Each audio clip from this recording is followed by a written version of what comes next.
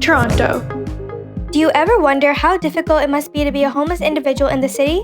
Your grandfather bought a house for approximately $30,000. In 2023, the average house price is $1 million. We are in desperate need of a solution.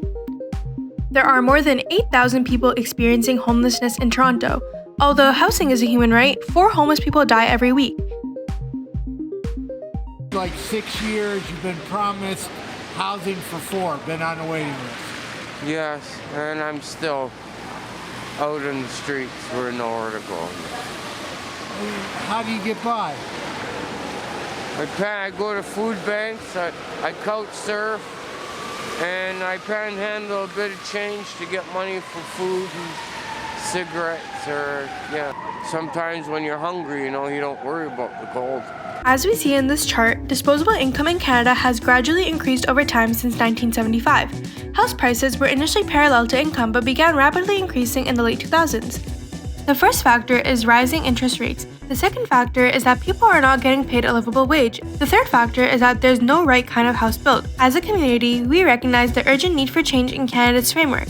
Our initiative projecting a fractured dollar coin onto the Central Bank of Canada sparks discussion on pressing economic issues. Gaining the opportunity to team up with the central bank lends credibility and amplifies our message. Rent in Toronto is absolutely insane. Well, I just found out my rent's gonna be increased from $2,100 a month to $2,400 a month for a 1-bedroom condo in Toronto. Until these changes, we are offering affordable house choices. Affordability. Due to their small size and simplified construction, tiny houses typically cost much less to build or purchase compared to traditional single-family homes. Reduced construction costs. Tiny houses can be built on a smaller footprint, requiring fewer materials and labor compared to larger homes. Portability. It can be particularly beneficial for individuals experiencing housing insecurity or homelessness. Sustainability. Tiny houses often prioritize energy efficiency and sustainable building practices. The Tiny House Project is our initiative to persuade a housing system to the Bank of Canada that allows citizens to afford housing while taking up less space.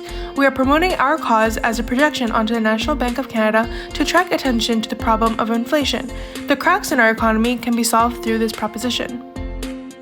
It will be beneficial for individuals with low income, homelessness, and eco-friendly.